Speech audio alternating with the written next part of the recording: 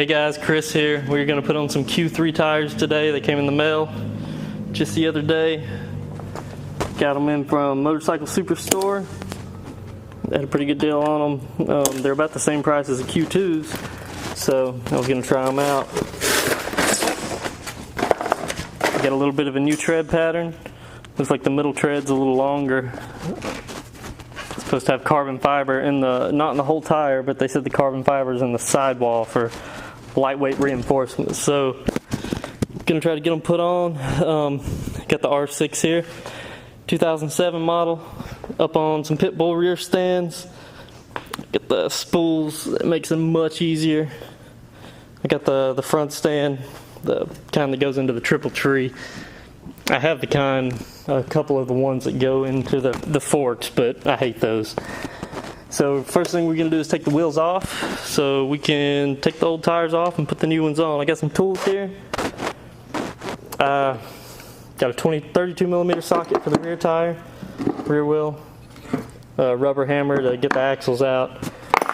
Let's see, 22 mil for the front and 12 millimeter for the calipers. So let's go ahead and get the front wheel off first. Get this light out of our face. So I wanted to talk a little bit about tire machines. I use a tire machine for all of my tire changes. It is much quicker. I've only done 1 or 2 tires using a barrel or manual tire changer, whichever you want to call it, and it is a pain. I hate doing it, and I'd rather not do it. A little squeaky there.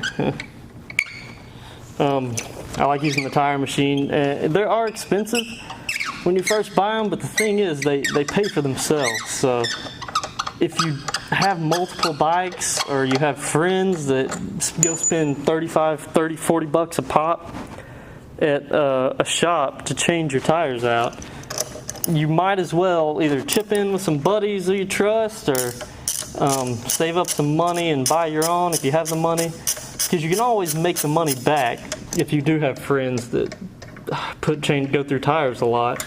If they're taking them to the shop, you can charge them 20 bucks or so and you can change their tires out.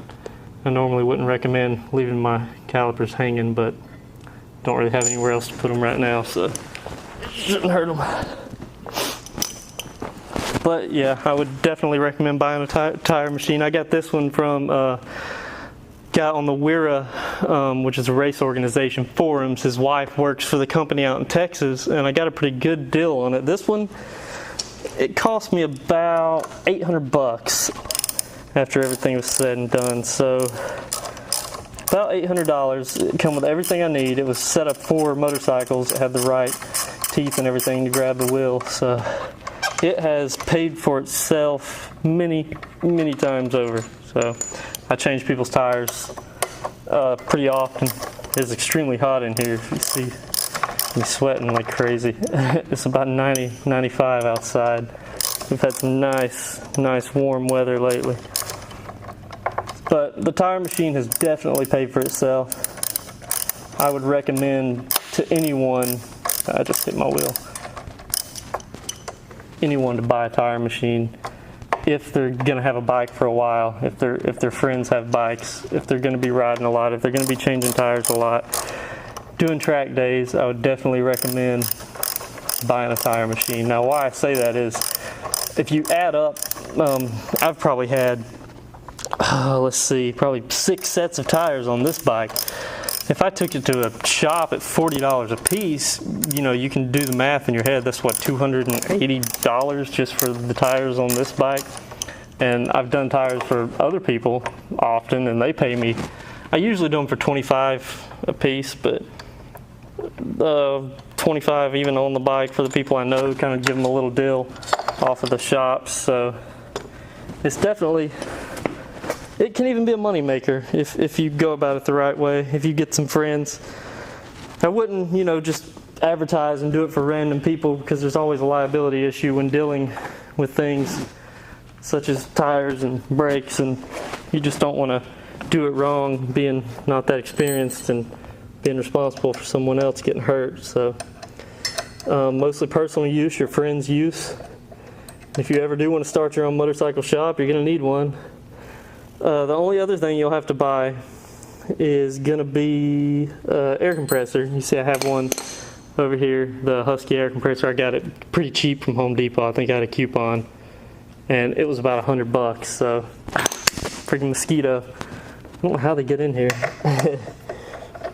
So, other than the tire machine, a couple air hoses, and the air compressor, that's pretty much the only thing I spent money on. So it's definitely a good investment, and I totally made the $800 back many times over, switching my own tires and switching other people's tires. So I just wanted to go over that. There's different brands. This is kind of not the best brand. Coates, I believe, makes a very good tire machine. You can find them on Craigslist used sometimes, but you don't want to get one that's too used and neglected. They do require a little bit of maintenance, just oiling and greasing and just the basic stuff, not abusing but the ones that get used 20 times a day in a shop that you might find on Craigslist and a shop going out of business are definitely not going to be as good as one you buy from just a person that uses it at home. I know my camera's probably all over the place. I'm using the GoPro head straps. Sorry if it's too bad. There we go. I got everything off, and the front axle's ready to come off pretty much. So we are gonna knock it out. There's a lot of ways you can look at that mess of a toolbox there. Nice, huh? I usually just tap it out with a socket and a hammer. Once it starts to fall, you can just pull it right out. So pretty easy to get the front wheel off if you have a front stand, front pit bull stand, or whatever other brand you may want. Vortex makes some. I think Woodcraft even makes stands. I'm not sure. Trackside from Cycle Gear. There's a lot of different brands, a lot of different types. But I wouldn't go with the aluminum ones. I like steel stands. I don't trust aluminum stands. I'm going to go put some gloves on for this rear tire because I'm already getting a little messy, as you can see, so I'll be right back. Alright, got some gloves on. We can cool off in the air a little bit. Like I said, it is hot as hell out here. Gonna get this rear wheel off. The rear wheels on these things are the bane of my existence. Getting them back on is always the most annoying thing on a motorcycle for me. So we are gonna pull this nut off. And when you see me tightening my stuff on my bike back down, I have a torque wrench, but I kind of just do it by feel because I've torqued them down so much that you kind of get a feel for it. And if it's somebody else's bike, I'll use the torque wrench because, you know, I don't want to get it wrong on somebody else's bike. If I do it on my bike, not a big deal as long as there's nothing dangerous. So there we go. I got left my hammer over here. The R6 rear wheel is actually pretty easy to get off. You just take this one bolt off. I would safety wire that. It has a spot to be safety wired because it's been on the track a good bit, and it normally is safety wired, but it's not right now. I didn't last time I did it. So we just pull the axle out. You can see it slides right out over here. I use my feet. There's other ways to do it. I just use my legs, my feet, take a little weight off of it. The caliper's loose. As you notice on almost all the sport bikes, it's just pressed in there and held in place with the axle. So we are gonna pull the chain off. Don't be too rough with it. It can scratch up your swing arm if you lay it like that. So gonna hold the caliper in place. Lean the caliper right over here, and that can scratch up your swing arm as well. So if you're working on somebody else's bike or you don't want to scratch yours up, you can set a paper towel here or something like that. But I'm not too picky with my own stuff, if you haven't noticed. So I got the wheel off. You can go ahead and pull the sprocket off. If you don't, it's going to fall off later. I can almost guarantee you. This microphone is all over the place. but the standard GoPro mic kind of sucks, so I thought I'd throw the one I use for my moto vlogs on there. There we go. I'm gonna pull the sprocket off.